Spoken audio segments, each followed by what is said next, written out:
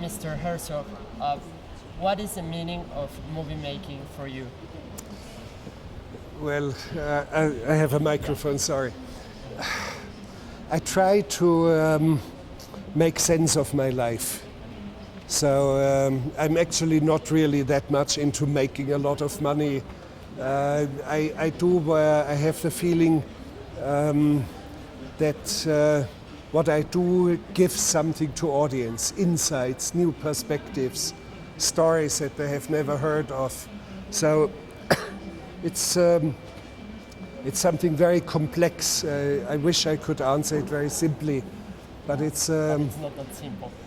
well, I have done it all my life and I should have an answer, but I still do not have a full answer.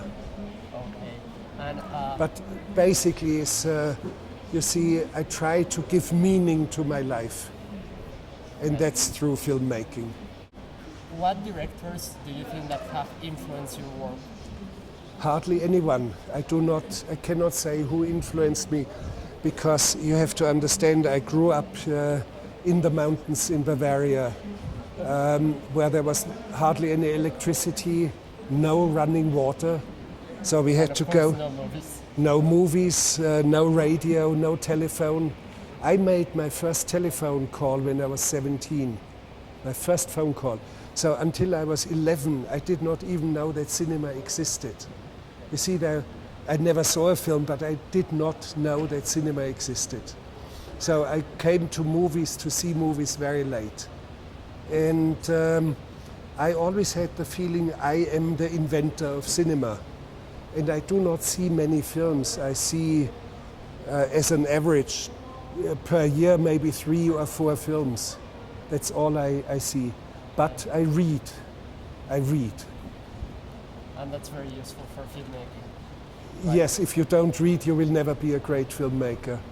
Okay. Yeah. And so, why did you decide to start a career in the movie industry? Like, what made you want to do movies?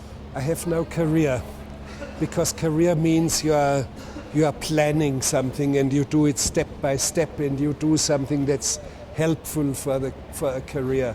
Has never occurred to me. I've always dealt with projects, with subjects and stories that came at me with the most vehemence. There's always, and while we are sitting here, I'm finishing a big feature film, Queen of the Desert. I only need to do the mixing. I'm preparing another feature film very soon in April. I'm preparing a big IMAX documentary on volcanoes. I'm having 2-3 other feature films waiting. It's like burglars in the night. The burglars come and all of a sudden you wake up and there are burglars, intruders in your kitchen. And I see 5, 6, 7 of them, and I have to deal with the one that comes with the most vehemence at me. You see, who comes with a knife at me, so I better deal with that one. So that's not a career. Yeah, it's casual. Not casual. It's I'm the one who apparently attracts the stories, the projects.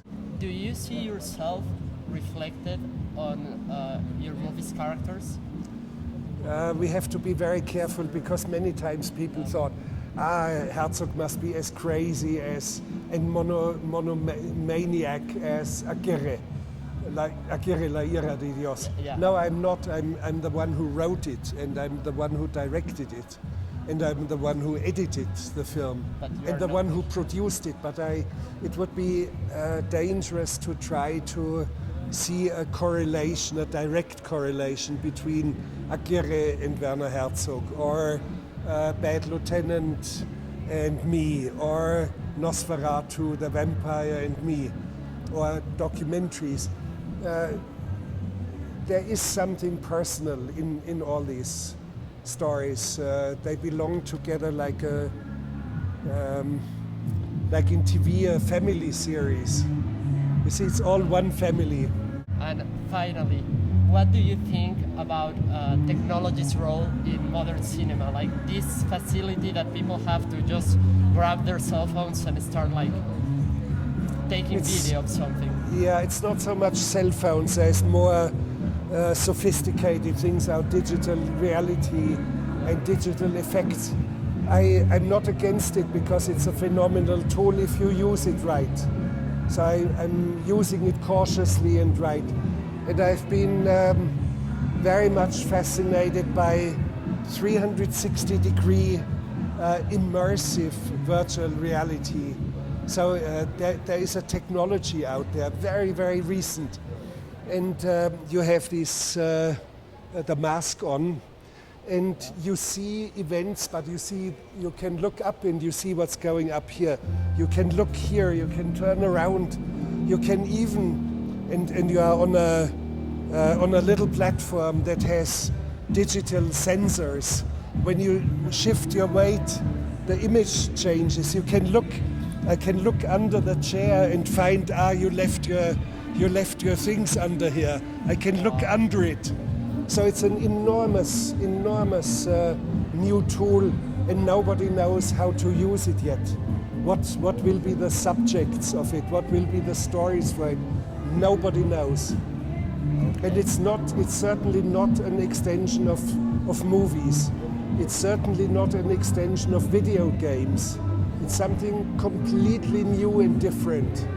And we don't know what to do with it yet. I watch it with great fascination because it may give us one day completely different immersive possibilities. Would you like to give any short advice to all the students that are trying to start making? My advice would be much simpler, of course. Not like me, watch films, that's one important thing, and not just the Hollywood films. Travel on foot, if you can, travel on foot, because the world as it is reveals itself to the traveler on foot. And I don't mean a backpacker, I don't speak about joggers or so. Really people who travel on foot, who make pilgrimages, and then read. If you do not read, you will never be a great filmmaker. That's what I repeat every time I'm asked. Always read. Read. Well, thank you very much for this interview. You're very interview. welcome. Very pleased. Okay, good luck.